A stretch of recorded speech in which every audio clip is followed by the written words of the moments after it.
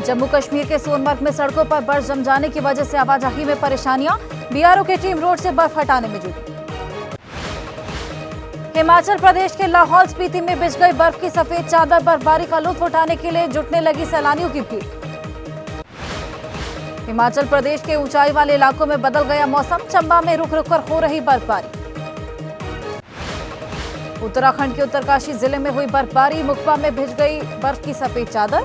मंदिर के आसपास जमी कई फीट बर्फ। जम्मू कश्मीर के कुपवाड़ा में जबरदस्त बर्फबारी। बर्फ के बीच गुजरते भालू का वीडियो आया सामने। गाजियाबाद में रविवार को बदला मौसम का मिजाज। बारिश होने के जनजीवन प्रभावित। पारा गिरने से ठंड में हुआ इजाफा। उत्तर प्रदेश के महोबा में बारिश के साथ गिरे ओले। जमीन पर जहां तहां बिछ गए ओले। किसानों की फसलों को नुकसान।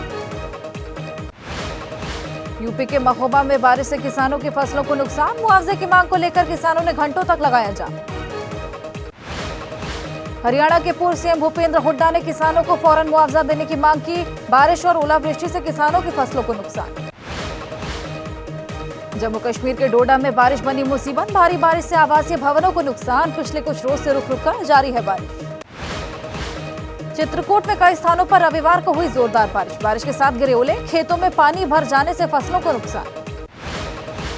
किसानों ने 10 मार्च को किया रेल रोको आंदोलन का ऐलान। 10 मार्च को 4 घंटे के लिए रेल मार्ग बाधित करने की होगी कोशिश। शंभू बॉर्डर से किसान नेताओं का बयान। 6 मार्च से दिल्ली चलो आंदोलन का ऐलान। देश भर के किसानों ने दिल्ली पहुंचने की अपील। एमपी एमएलए के विशेषाधिकार से जुड़ा मामला। सुप्रीम कोर्ट की संविधान बेंच आज सुना सकती है फैसला। संविधान बेंच को करना है तय। सदन में मतदान या भाषण के लिए रिश्वत लें तो तब भी मुकदमे की कार्रवाई से बच सकते हैं।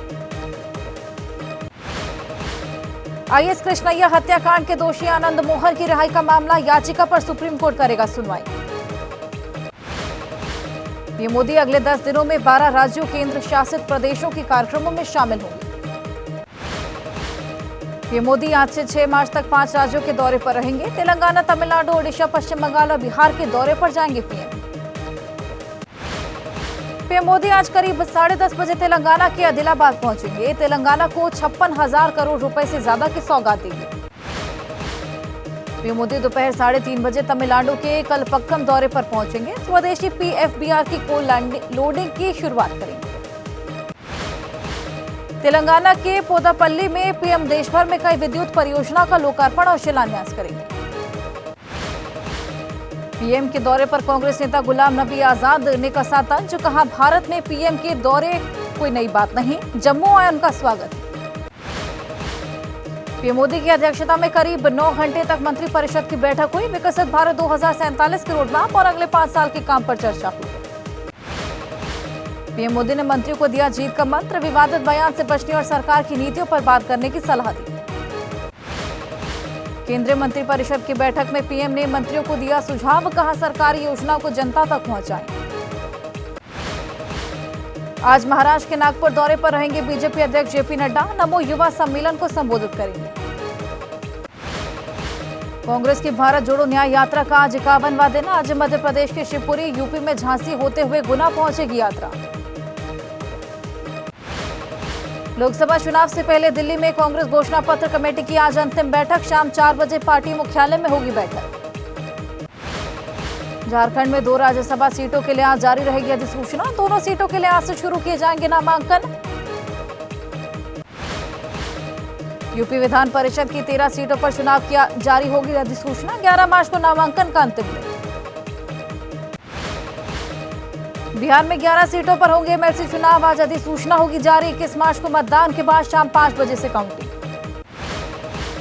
सूत्रों के हवाले से खबर। कथित आपत्तिजनक वीडियो वायरल मामले में यूपी के बाराबंकी से बीजेपी सांसद उपेंद्र रावत को पार्टी आलाकमान ने दिल्ली बुलाया। राहुल गांधी के बयान पर तरुण चुग का पलटवार। कहा कांग्रेस को देश की तरक्की नहीं दिख रही। 2014 के बाद से भारत की जीडीपी आगे बढ़ी।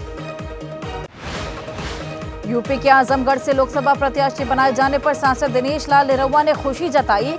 कहा जिम्मेदारी के लिए आलाकमान का धन्यवाद। पटना में जन विश्वास महारैली में बोले लालू यादव। कहा तेजस्वी ने बिहार के युवाओं को रोजगार दिया। पटना की जन विश्वास रैली में बोले राहुल गांधी, कहा देश में नफरत फैली हुई, अन्याय हो रहा, इसी के खिलाफ लड़ाई जारी। पटना की जन विश्वास रैली में खड़गे ने पीएम मोदी पर बोला हमला, कहा मोदी जी देश को बर्बाद करने में लगे, मोदी जी झूठों के सरदार। विपक्ष की रैली पर जेडीयू नेता नीरज कुमार का तंज, कहा लालू महागठबंधन के नेताओं को नहीं कर पाए एकजुट, सिर्फ परिवार की करते हैं बात। जीतन राम मांझी ने लालू तेजस्वी पर कसा तंज, कहा कितनी भी कोशिश कर ले नहीं मिलेगी एक भी सीट, बिहार की 40 लोकसभा सीट एनडीए के खाते में जाएंगी। दिल्ली में नई आबकारी नीति मामले में दिल्ली सीएम केजरीवाल को ईडी का 8वां समन, पूछताछ के लिए ईडी ने केजरीवाल को बुलाया। आज होगा दिल्ली का बजट पेश, वित्त मंत्री आतिशी सुबह 11 बजे पहली बार बजट पेश करेंगी। शिक्षा, स्वास्थ्य, महिलाओं पर रह सकता है फोकस। सियासी संकट के बीच हिमाचल के सीएम सुक्खू का बयान, कहा प्रदेश में 5 साल के कार्यकाल को पूरा करेगी कांग्रेस। हिमाचल में सियासी संकट के बीच जयराम ठाकुर का बयान, कहा हालातों से लग रहा कि कांग्रेस का सत्ता में रहने का कोई नैतिक अधिकार नहीं। मध्य प्रदेश के सीएम मोहन यादव करेंगे रामलला के दर्शन, मंत्रिमंडल के बाकी सदस्य मौजूद रहेंगे।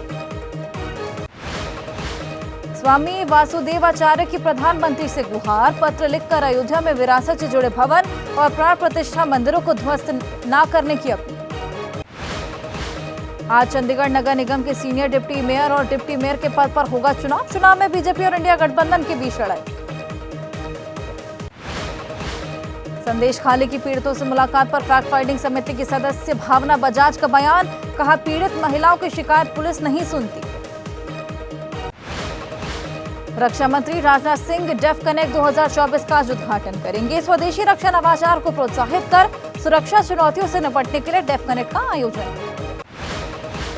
यूपी के आजमगढ़ में एयरपोर्ट के निर्माण कार्य का सीएम योगी ने निरीक्षण किया, अधिकारियों को जल्द निर्माण पूरा करने के निर्देश। सवालों में यूपी के कन्नौज में बीएससी ऑफिस में हुई एंटी करप्शन टीम की कार्रवाई, सीसीटीवी में बाबू के ऊपर पैसे फेंकते नजर आ रहे कुछ लोग। कन्नौज बीएससी ऑफिस से क्लर्क विमल पांडे को 29 फरवरी को एंटी करप्शन टीम ने गिरफ्तार किया था। 10,000 रुपए की रिश्वत लेने के आरोप में गिरफ्तारी की। दुमका में स्पेन की महिला से दरिंदगी मामले में 3 आरोपी गिरफ्तार, कोर्ट में पेशी के बाद भेजा गया जेल। पश्चिम बंगाल के मुर्शिदाबाद में बैग के अंदर मिले सॉकेट बम। पश्चिम बंगाल के बीरभूम जिले की घटना, पुलिस ने बम को कब्जे में लिया। बेंगलुरु के कैफे में ब्लास्ट का मामला, कर्नाटक के गृह मंत्री जी परमेश्वर बोले माहौल बिगाड़ने के लिए ब्लास्ट करने की आशंका।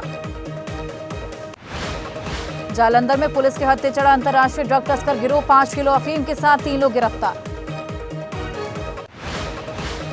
कानपुर में बच्चे की किडनैपिंग की साजिश में खुलासा, बहन की बच्चे की ख्वाहिश पूरी करने के लिए एक युवक ने चुरा लिया था दूसरे का बच्चा। फरीदाबाद में टीटीई पर लगा आरोप, चलती ट्रेन से महिला को बाहर फेंका, महिला को गंभीर चोटें आई। यूपी के फिरोजाबाद में युवती ने पंखे से लटक कर फांसी लगाई, पुलिस कांस्टेबल परीक्षा लीक होने के बाद से परेशान थी लड़की। जम्मू का रहने वाला एक नौसैनिक लापता, परिजनों ने सीबीआई जांच की मांग की, नौसेना पर लगाया सही जानकारी न देने का आरोप। पिछले 6 दिन से नहीं लगा साहिल वर्मा का सुराग, कोची से 25 फरवरी को रवाना हुआ था शिप।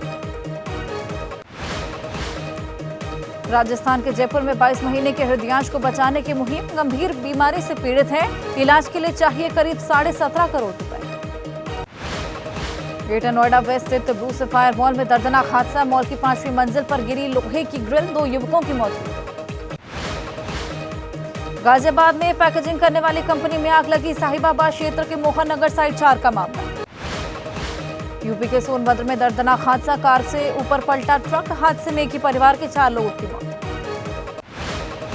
बिहार के बेतिया में रफ्तार का कहर, घर की चौखट पर बैठे कई लोगों को ट्रक ने कुचला, हादसे में सास बहू की मौत। जम्मू कश्मीर के बारामूला में गिरा पुल, झेलम नदी पर पुराना पुल ढहने से 3 मजदूरों की मौत। राजस्थान के बीकानेर में भारत जापान का संयुक्त सैन्य अभ्यास, आतंकवादियों के खिलाफ 2 देशों की ज्वाइंट एक्सरसाइज।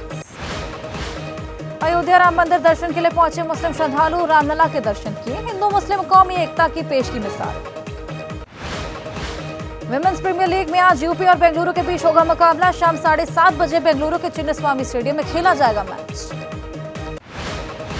WPL में रविवार को खेले गए मुकाबले में दिल्ली कैपिटल्स की जीत, गुजरात की टीम को 25 रनों से हराया।